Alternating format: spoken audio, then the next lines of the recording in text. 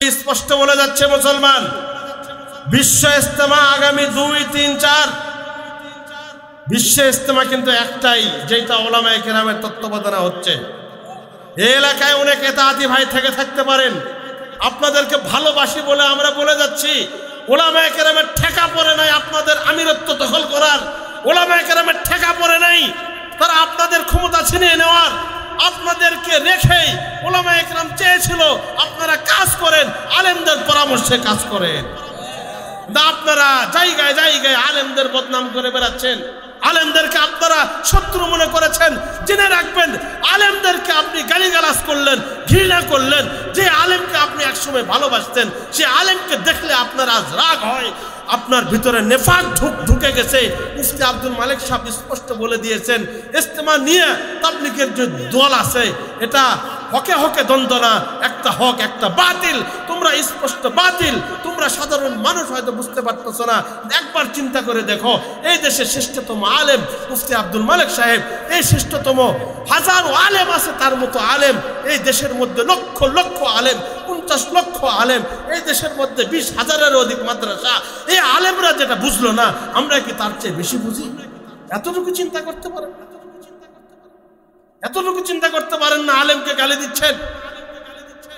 এরা মনে রাখবেন, আলেমকে গালি দিলেন, যার চক্করে পড়লেন। আলেমদেরকে গালি দিলে বড় বড় মুরব্বীরা অভিজ্ঞতার আলোকে লিখে গেছে, মৃত্যুর পরে তার চেহারা পশ্চিম দিক থেকে ঘুরে দেওয়া হয়। কথা হবে সেদিন, কথা হবে। আপনারা আজ আলেমদেরকে গালান, আলেমদেরকে জেলে নিয়ে গেলে আপনারা উচ্ছ্বাস প্রকাশ করেন, খুশি হন। অথচ এই আলেমরা আপনাদের ঈমান শেখানোর জন্য, আপনাদেরকে ঈমানের কথা শেখানোর জন্য রমজানের মধ্যে ছুটি বাদ দিয়া মাদ্রাসার ছাত্ররা, হুজুররা দলে দলে তাবলীগ জামাতে চলে যায়। কেন যায়? আপনাদেরকে কোরআন শেখানোর জন্য। আর আজ আপনি বড় পণ্ডিত হয়ে গেছেন, আলেমদেরকে গালিগালাজ করছেন। এই সামান্য জিনিস বোঝেন না?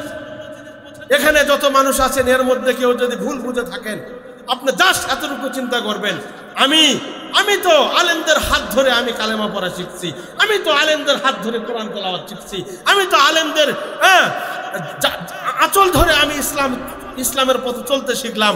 সেখানে এসে দেশের বৃহত্তর আলেম সমাজ, যাদের সকল মাদ্রাসা, সকল উলামায়ে কেরাম যখন একদিকে, আমি আর একদিকে, তাহলে আমি কিভাবে হকের উপর হক করব? সাহাবায়ে কেরাম বলেছিলেন কি, যে আমরা নবীজির সাথে আসি।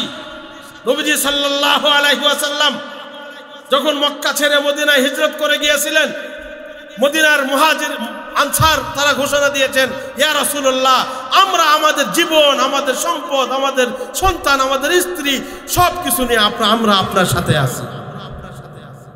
আপনাদের এরকম কথা বলতে হবে, তা আমরা উলামায়ে কেরামের সাথে আছি। আর কি বলে তারা এতাআতি ভাই, তাদের মুরব্বীরা এটা শেখায়, তা আমাদের সাথেও আলেম আছে। কি বলে? আমাদের সাথেও আলেম আছে। স্বল্প সংখ্যক কিছু আলেমকে টাকাতে কিনে নেওয়া যায়, ব্যাপার না। আমাদের মধ্যে যারা বিতাড়িত, অযোগ্য, এই ধরনের কিছু বিচ্ছিন্ন আলেম তাদের সাথে আছে। বলে যে আমাদের সাথেও তো আলেম আছে। অথচ বলা উচিত ছিল কি, আমরা আলেমদের সাথে আছি। সবাই বলেন, আমরা আলেমদের সাথে আছি, আমরা আলেমদের সাথে আছি, আমরা আলেমদের সাথে আছি। যারা মুবাল্লিগ ভাইরা আছেন, এই কথাটা বলবেন, দিলে এটা লালন করবেন, দুনিয়া ভালো হবে, আখিরাত ভালো হবে ইনশাআল্লাহ। এই বললাম বিশ্ব ইজতেমা সম্পর্কে কথা। আগামী 2, 3, 4 টঙ্গীতে বিশ্ব ইজতেমা, এই একটাই বিশ্ব ইজতেমা, হক্কানি উলামায়ে কেরাম, আলমী শুরা তত্ত্বাবধানে যে ইজতেমা, এইটা একটা ইজতেমা হবে। এরপরে যেটা হবে, এর ইজতেমা নয়, এটা ভণ্ডদের মজমা অনুষ্ঠিত হবে। আলেম বিরোধী শক্তি কখনো দিনের ধারা ভাগ হতে পারে না।